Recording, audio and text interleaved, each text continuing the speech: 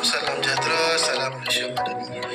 Saya Saiful Asra bin Muhammad, nombor metrik 284-115 bersama rakan-rakan saya, Cantiran anak lelaki Ramash 2768889, Nur Izzati binti Cik Anwar 276-678, dan Khairuzi bin Ripin 284-013. Di sini kami membuat pesanan berkenaan agensi tenaga lestari kebangsaan dalam singkatan NSEA. Pengenalan Agensi Tenaga Lestari Kebangsaan dalam singkatan NSEA mempromosi tenaga di Malaysia. Ditubuhkan pada 15 Januari 2022. Visi, misi dan nilai.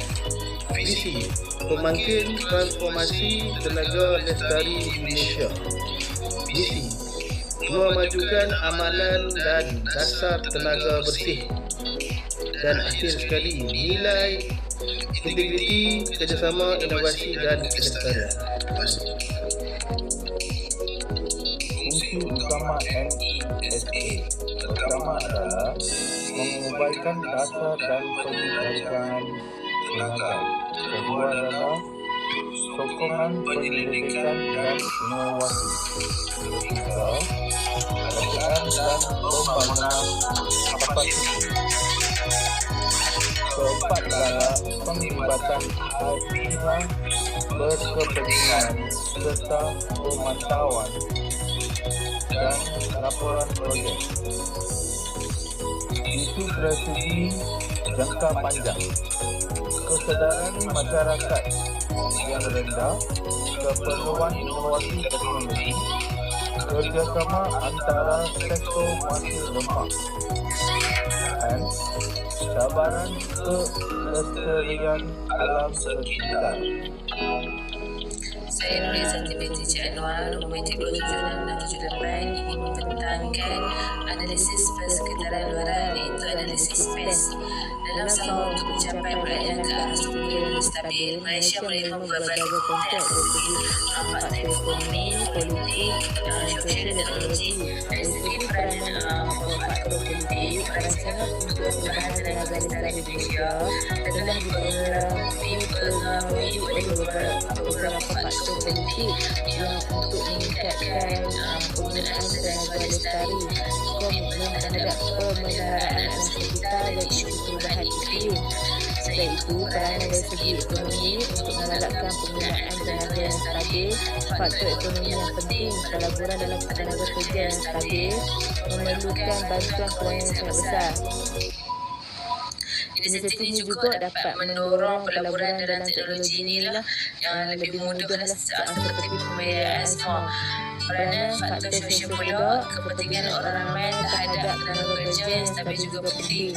Apabila lebih ramai orang menjadi betapa pentingnya menggunakan tenaga lestari untuk melindungi alam sekitar. Peranan kemajuan teknologi itu memainkan peranan penting dalam mewujudkan keselesaian teknologi kuasa stabil. Selain itu, ancaman pergantian kuasa fosil iaitu industri tenaga stabil, terutamanya yang berhadapan dengan ancaman pergantian daripada tenaga fosil. Sejarah menunjukkan bahawa infrastruktur dan teknologi yang telah dibangunkan sebagai hasil daripada bergantung bersumber fosil. Peluang yang dalam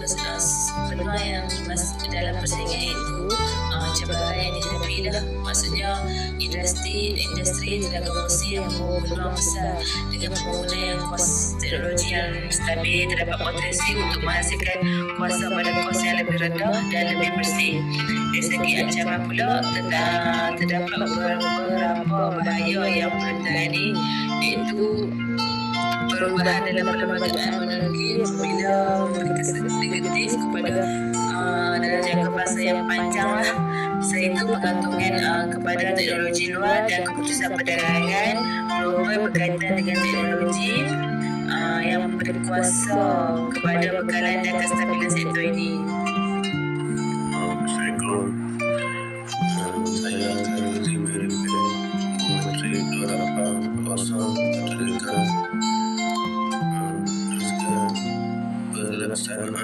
strategi, kerjasama dengan pakar dan institusi, pelatihan dan kesedaran, kempen kemasyarakatan dan promosi, masa risiko dan fleksibiliti. Kesimpulan, NFEA memainkan peranan penting dalam tenaga lestari.